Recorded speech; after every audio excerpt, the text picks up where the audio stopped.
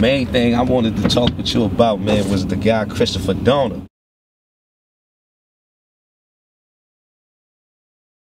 We're in the middle of World War III, literally in the middle of World War III. It hasn't been, you know, you didn't get the sit down announcement because we're in the middle of it. I feel like he was one of them brothers that just was a good brother. He knew he was good. He knew he lived a good life. So that gave him the heart and the bravery to go out the way he did. It hasn't been, you know, you didn't get the sit down announcement because we're in the middle of it. So they didn't even want to get a male close to that cabin. You know what I'm saying? They killed him from far, far away. They killed him very cowardly.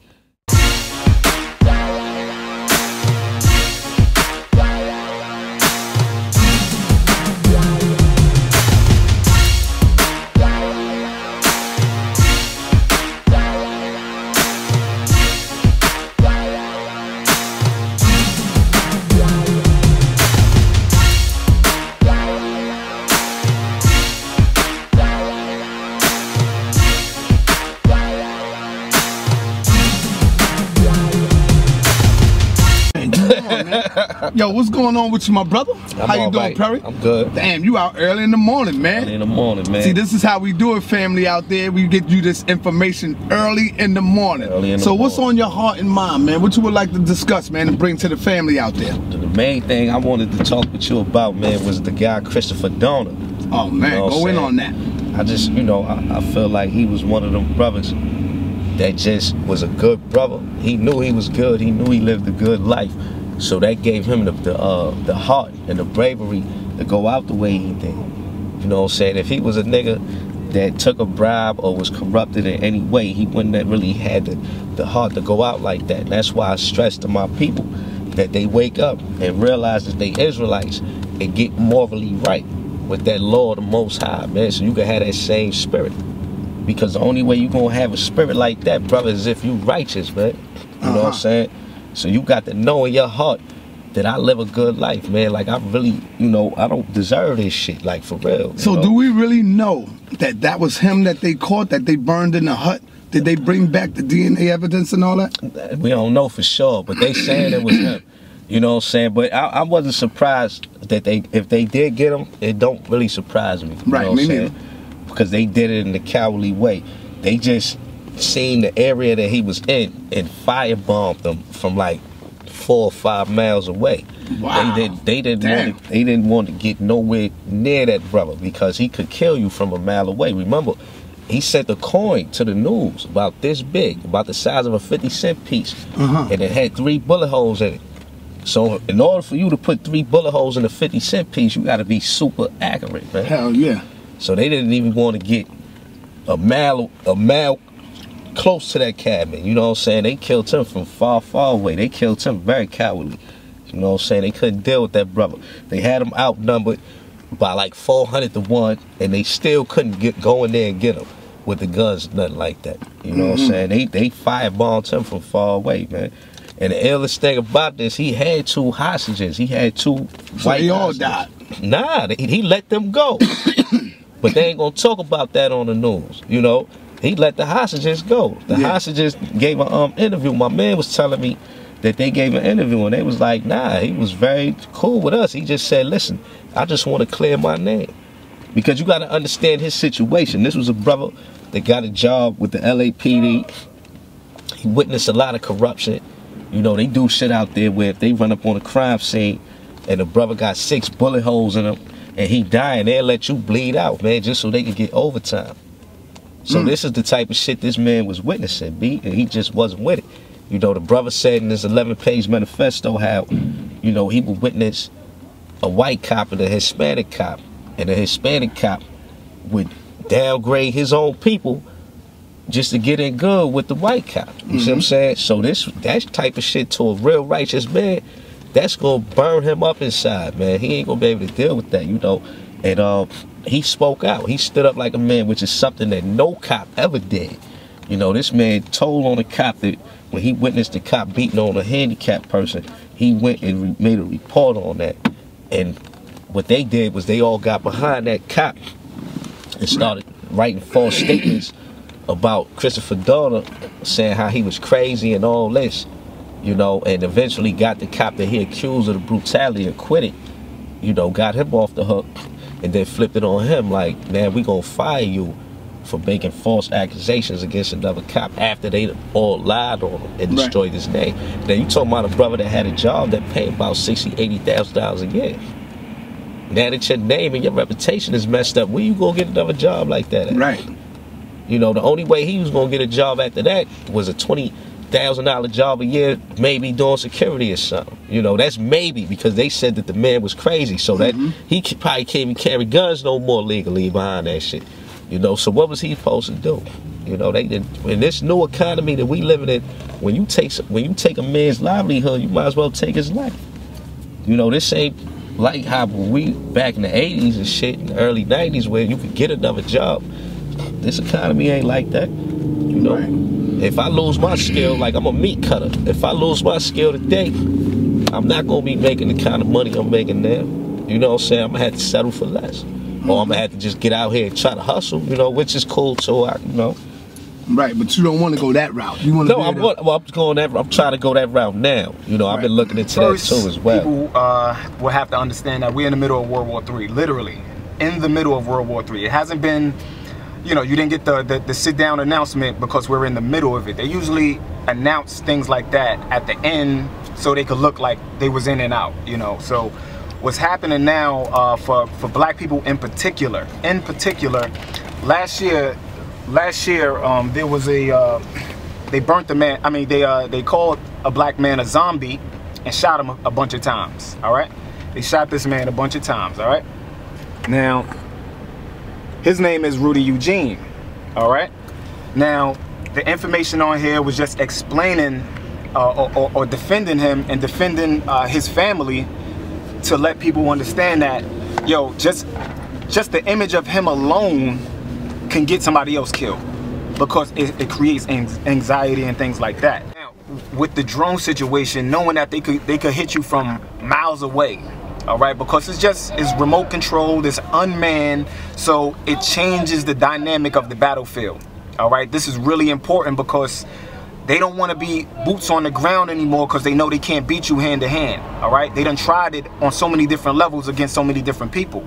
So when they remote control pressing that button, you can see what happened with Chris. You know what I'm saying? You see what happened with you know, with the good brother, that when they hit that house, they didn't care whether it was he had hostages, whether it was children. They didn't care who was in the house. All you heard was, we gonna burn it down, and they hit it, and next thing you know, you see the image of the whole house in flames. All right, now that projects into maybe another man's mind as, I don't want to do that because I don't want to get hit.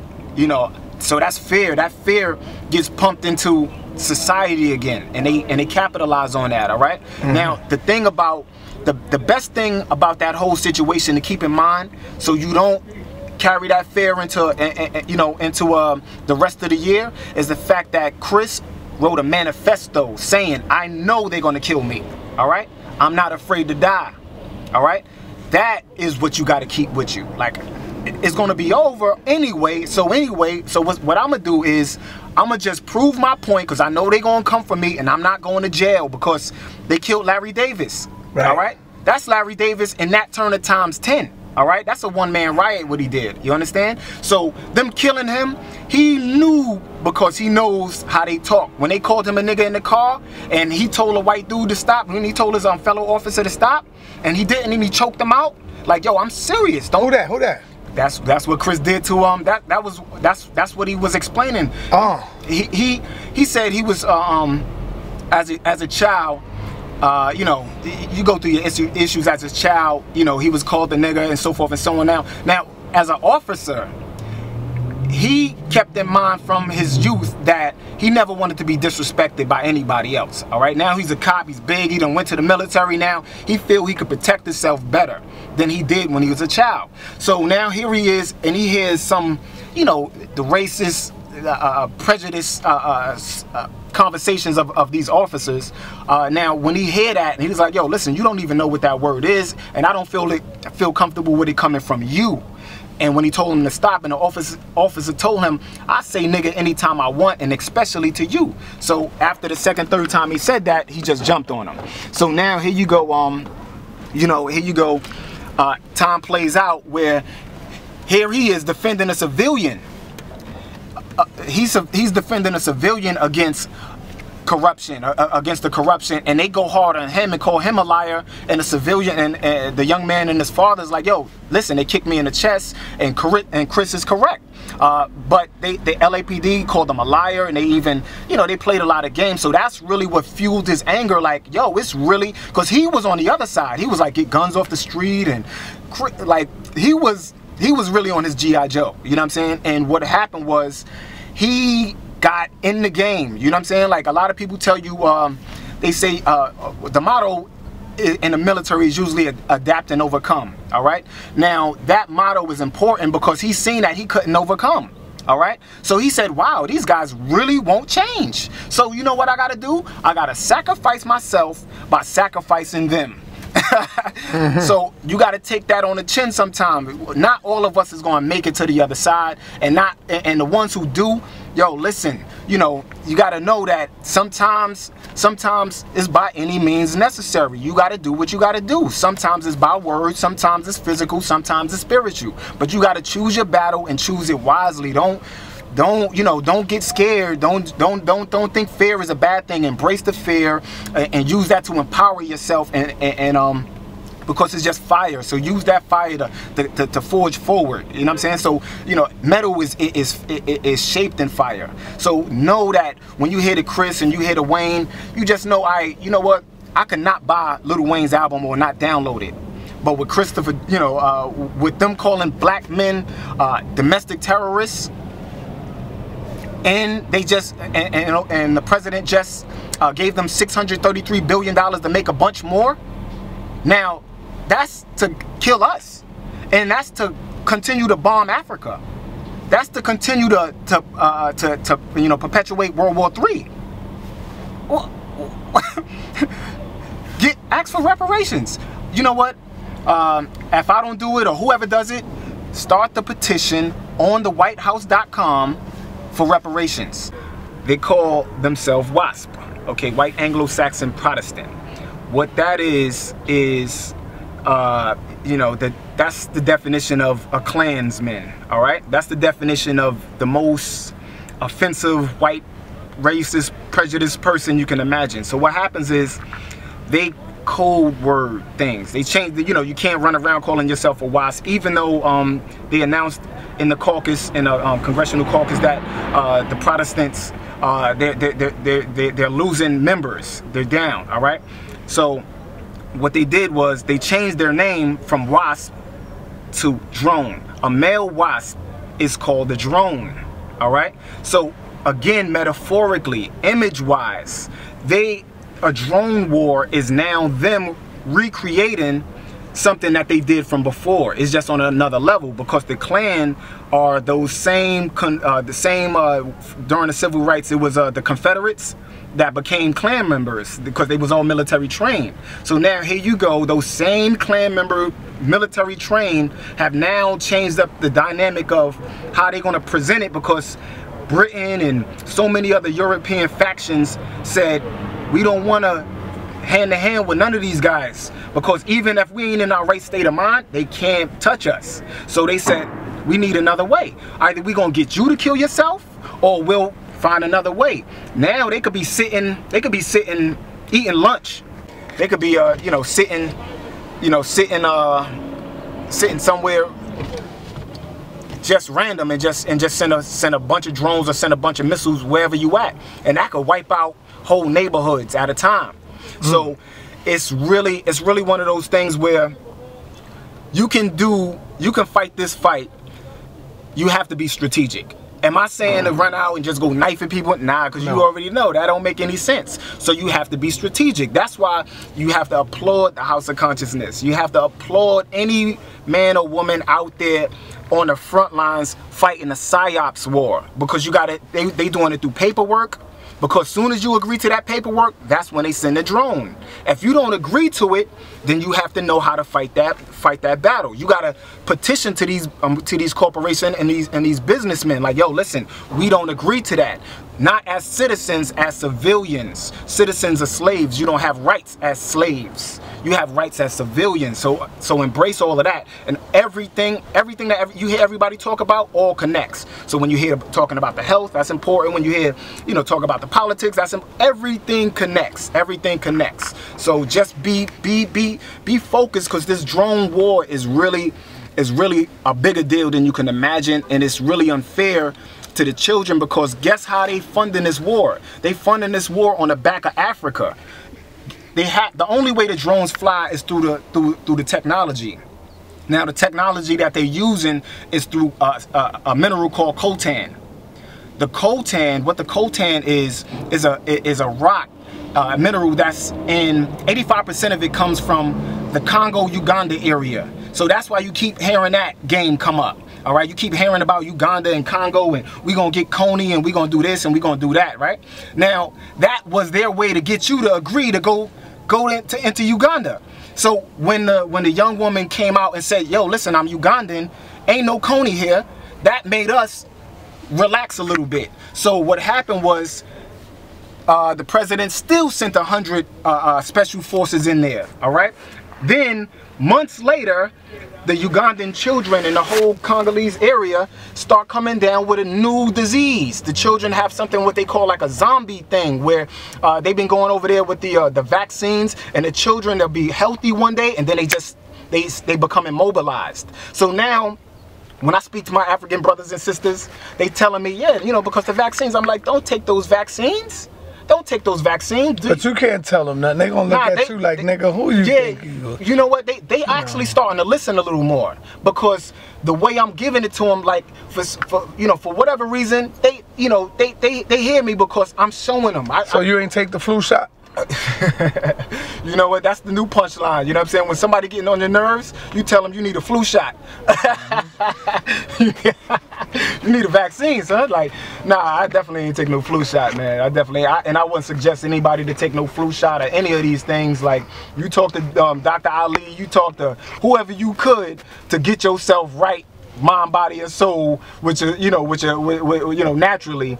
But I definitely wouldn't suggest these women, because they target the women mostly. The women are the ones dragging their children in there, jabbing them with these needles, because y'all taking them to these doctor's appointments and just looking real dumb. I don't want to offend anybody, not understanding and fully embracing until your child it has come down with Down syndrome or something like that. This one woman told me her child had a heart attack already. The other like, it's a lot going on, and I just want everybody to really focus and don't just talk about the whole unity thing. Don't just talk about it. You know what I'm saying? Because I done ran into a lot of y'all, and y'all just talk about it, and I see you on video with your subliminal shots.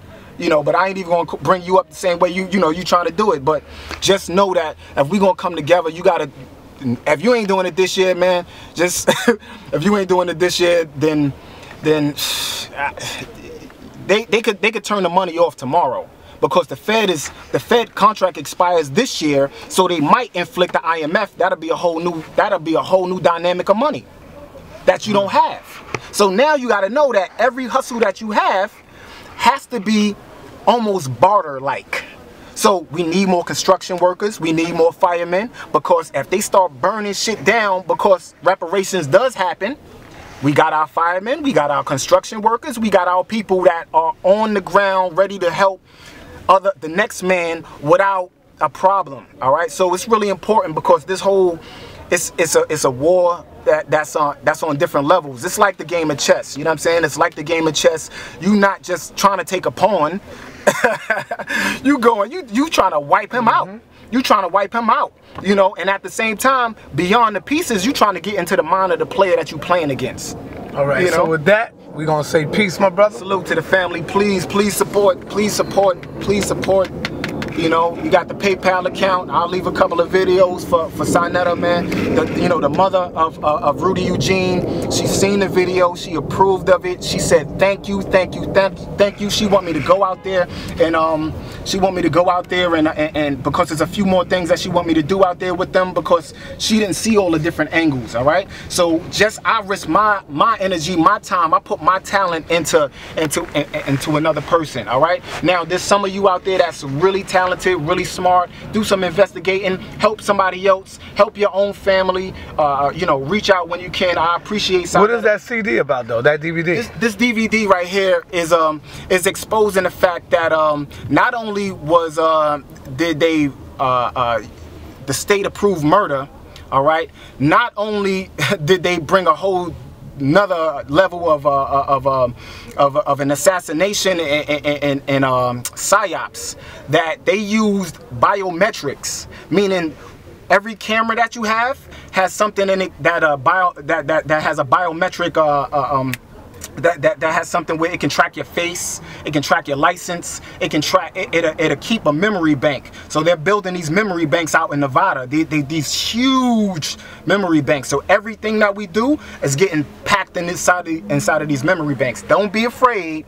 Just know that everything that you're doing is being at least recorded on some level. So don't be afraid to record the police or record some of the happenings in your neighborhood. So this right here is just kind of exposing that and bringing to the light that the man was innocent. All right. So if they want to like to order that, what do they need to take? Some of the steps they need to take into getting that DVD into their person. Okay. You can email me at hiphopintheraw@gmail.com. All right, hiphopintheraw@gmail.com. There's no slang language to it. Spell it how you hear it, and I'll send you the link to PayPal, or you can go on my website, royalmusic.com. Spell that. RAWYAL music, MUSIC.com. Go to the site. You know, click on the PayPal, send a donation. I'll send you the DVD. There's people already in Hawaii and different places who just see it and they need to expose it to their people. Make a copy. I don't